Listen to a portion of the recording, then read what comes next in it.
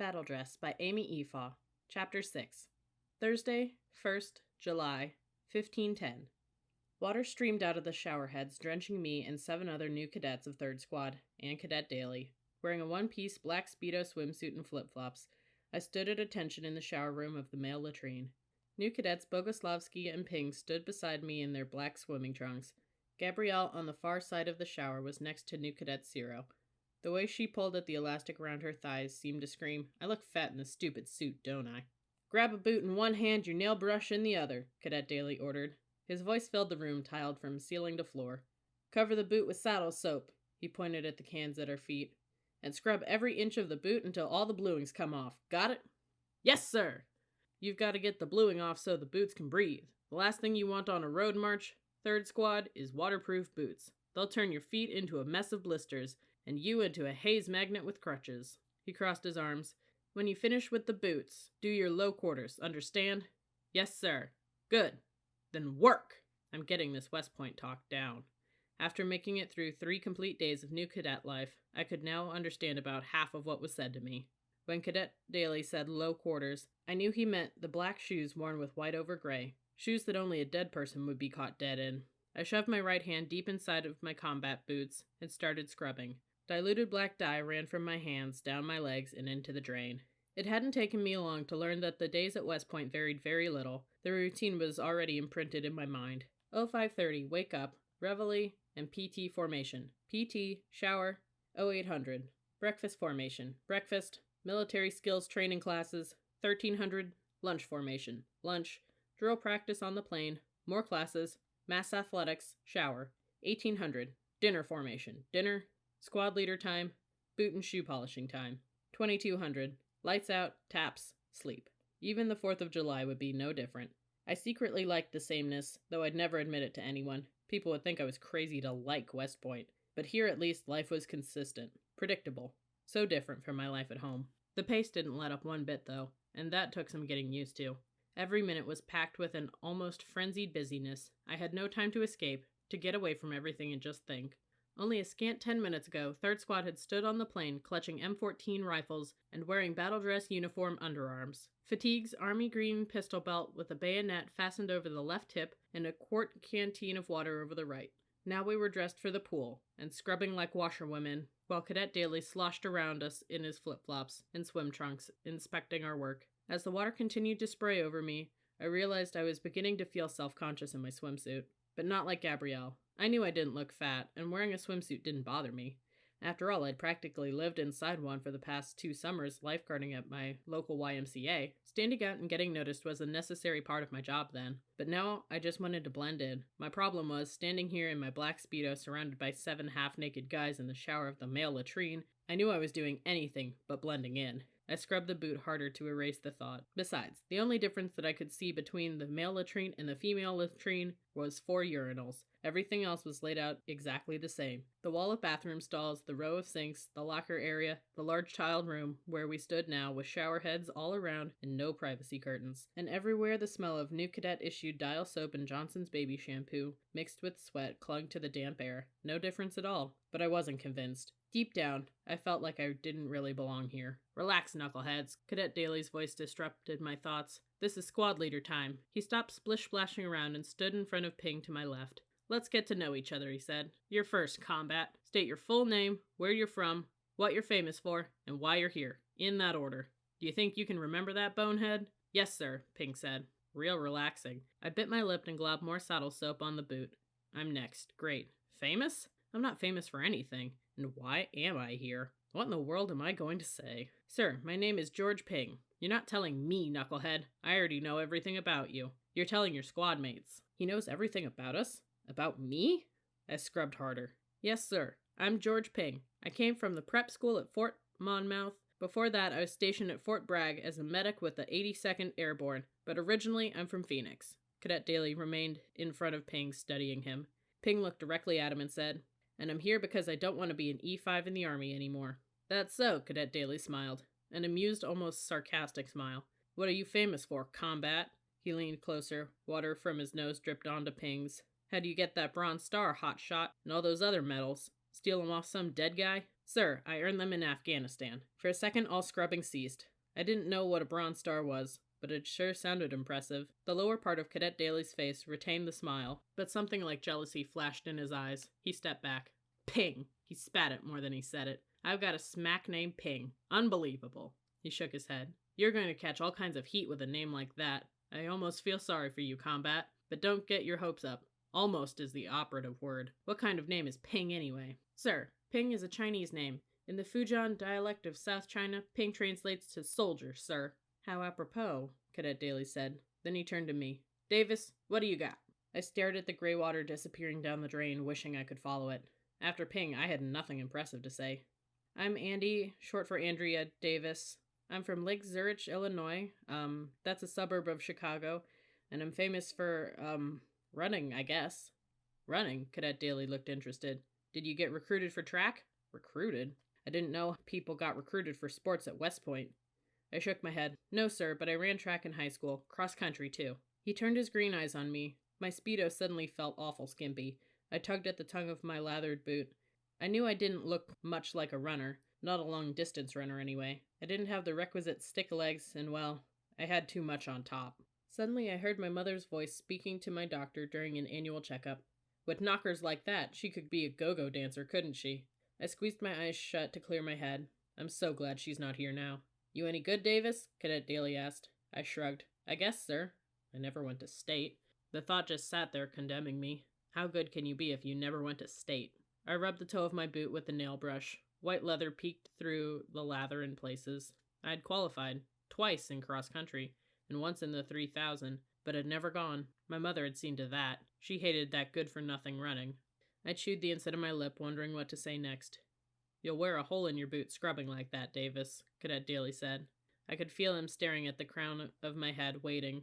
I watched my feet and the bluing running over them. My toes looked funny, tinted gray. And you came to West Point because, he prompted. Because 1,000 long miles stretched between West Point and home? Because I didn't want to owe my parents anything anymore? But I couldn't tell him or Third Squad that. Sir, I came to West Point because, well, I'm not exactly sure why. I raised my eyes to his face, and suddenly the words came fast. But sir, this girl, a cadet, actually came to my high school to talk about West Point to anyone who wanted to know about it. And that was my junior year. And well, I stopped by her display. It was right in front of the library, and sounded like something I'd like to do, and I've always liked being outside. If you just wanted to be outside, Cadet Daly said, annoyed, join the Peace Corps. I had let myself babble, and now he was mad at me. Way to go, Andy. He stepped closer, his green eyes penetrating mine. If you don't figure out why you're here, Davis, you're never going to stay. He moved to stand in front of new cadet Boguslavsky, then turned back to me. This afternoon during mass athletics, what did you sign up for, Davis? Sir, I signed up for softball. I remembered how yesterday afternoon I had surprised myself hitting a double. That hit had made my day, but I would have traded that play in a second for my running shoes, a long path in the woods, and a big chunk of time alone. Well, I'll make sure you get hooked up with the women's cross-country team. The captain of the team's a personal friend of mine. And tryouts for the Corps Squad. He eyed the faces around the room. Here's a new vocabulary word for you, smackheads. At Whoop-Hoo U, Corps Squad means varsity. NCAA Division 1. He redirected his attention at me. Tryout for Corps Squad are in a couple of weeks. I might be able to run here? I could have hugged him right there, Speedo suit and all. But of course, I didn't. Thank you, sir, I croaked. Yeah, well, don't embarrass me, Davis. I better not see you falling out on any runs. He switched his focus to new cadet Boguslavsky. All right, Boguslavsky, you're up. Yes, sir, I'm Christopher Scott Boguslavsky, but I go by Kit, and I come from Monongalia County, West Virginia. Whatever you said. County, Bogus? Cadet Daly snarled. We want a city, not a county, bonehead. Yes, sir, I come from a town called Crossroads, close to Morgantown. That's the home of WVU, and down a stretch from Efaw's knob in Monongalia. He emphasized every syllable. County, West Virginia. He had a slight southern accent, one that wove around his words but never quite settled in. Back home, I'm famous for being the preacher's kid, and I came here because I heard the hunting's good. He smiled, and of course, I wanted the challenge. Cadet Daly crossed his arms and smirked, raising an eyebrow. Good answer there, Bogus. But guess what? The top of Cadet Daly's head only reached the bottom of Boguslavsky's chin, so he had to take a step back to get a good eye contact. The hunting's only good for hunters, wise guy, and I've got my sights set on you. He moved along the sloppy line of new cadets, boots, shoes, and saddle soap that stretched across the room. Mr. Hickman, you're next. When Hickman opened his mouth, a thick drawl crawled out. Well, my name is Tommy Hickman from Birmingham, Alabama. He put down his scrubbed boot and picked up the fresh one. I'm famous for my fastball that got me a 1.02 ERA during my senior year. He paused dramatically, a smug expression on his face. I'm here because Army baseball recruited me, and because my dad's a Citadel grad. He stood a little straighter. I want to do better. There are some people you like immediately. Hickman wasn't one of them. You think pretty highly of yourself, Hickman, for being nothing more than a scum-sucking maggot. The smug look on Hickman's face instantly vanished. Cadet Daly moved on. Okay, bonehead Bonanno, you're up. Yes, sir. My name's Frank Bonanno and... Whoa, Nellie. Cadet Daly leaned closer to Bonanno, whose nose nearly touched Cadet Daly's between the eyes. Bonanno, did you shave this morning? Bonanno swallowed. Yes, sir. Cadet Daly frowned and closely eyed the condition of Bonanno's face. I think you need to step a little closer to the razor, Furface. Furface? From where I stood 2 people away, Bonanno's face appeared to have a light haze of stubble in places, but it looked okay to me. Bonanno swallowed again. Yes, sir. And while you're at it, shave your back. No telling what kind of vermin is hiding in that jungle. The look on Bonanno's face was one of pure shock. Yes, sir, he stammered. The rest of us were staring hard at our boots, trying to keep from laughing out loud. With Cadet Daly around, no subject was sacred. Okay, Bonanno. As you were, finish telling us about yourself. Yes, sir. Bonanno had a shapeless nose and bushy eyebrows, and as Cadet Daly had pointed out, Bonanno was a hairy guy. His shorn head seemed mismatched with the rest of his body. My name's Frank Bonanno, and I'm from Long Island, he said in a voice that I'd only heard taxi drivers in movies use. I'm famous for, does winning New York State's spelling bee in the 3rd grade count, sir? Cadet Daly laughed, then coughed, trying to cover it up. You're a real go-getter, huh, Bonanno? Yes, sir. Cadet Daly shook his head, but didn't say anything else, so Bonanno cleared his throat and continued. Well, when I was in middle school, I did some pretty dumb things, so my dad says, son, you've got a choice. Military school in high school or military school in college. I chose college because, well, frankly, I thought he'd forget about it by the time college rolled around, but he didn't. He cleared his throat again. So during my junior year, my dad took me up here, and I thought, hey, if I've got to go to military school, I ought to go to the best, right? So here I am. Yeah, just ask Mr. Hickman. The Citadel wasn't good enough for him. Cadet Daly glared at Hickman. But what Hickman doesn't know, Bonanno, is that West Point might be too good for him. He turned then stopped in mid-step. Listen, Bonanno, don't shave your back, understand? I didn't mean that literally. But do pay closer attention to that face. Hairy guys like you need to shave twice a day. He sloshed on. New Cadet McGill, what do you have for us? My name's Jason McGill, and I'm from Boulder, Colorado. The stubble on his head kept its sun-bleached color even when wet. I'd like to be famous for winning the Tour de France someday, but for now I guess I'm just famous for having a really cool bike. He laughed loudly, and alone, at his own bad joke. And I'm here because I didn't get into the Air Force Academy. He laughed again nervously.